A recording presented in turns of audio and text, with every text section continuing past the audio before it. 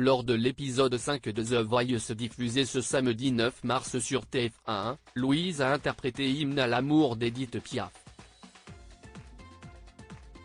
La jeune femme de 23 ans qui a une forte histoire personnelle avec sa mère décédée cache aussi de nombreux tatouages. Louise, 23 ans, n'a laissé personne indifférent ce samedi 9 mars sur TF1 lors de son passage dans les auditions à l'aveugle de The Voice, présenté par Nikos Aliagas. Les fauteuils de Vianney et de Mika se sont retournés grâce à son interprétation d'Hymne à l'amour, le tube d'Édith Piaf.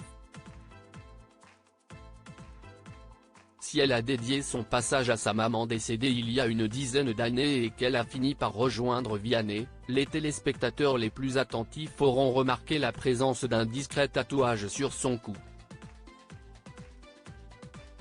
Mais que signifie-t-il? Louise a accepté d'en dire plus à Télé Loisirs. C'est la première lettre du prénom de mon fils Andy, accompagnée d'un tournesol en référence à ma maman, explique cette jeune maman solo. The Voice 2024, le principal regret de Louise concernant ses tatouages, elle nous précise, amusé, c'est le dernier tatouage en date, je n'en ai pas refait depuis car je compte me calmer un peu. J'avais oublié que les bras se déforment avec l'âge et qu'on ne verrait plus la vraie forme des tatouages.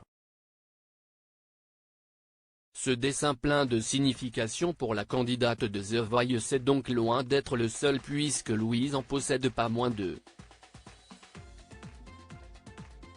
24. Le tout premier tatouage, je l'ai fait à 16 ans et c'est un lion dans le dos. J'ai aussi une clé de fa derrière l'oreille, je ne voulais pas faire une clé de sol comme tout le monde, sourit-elle. Sans détailler le contenu de la vingtaine de tatouages restants, Louise nous explique qu'il s'agit de tatouages en rapport avec ma mère, des phobies ou des épisodes de ma vie.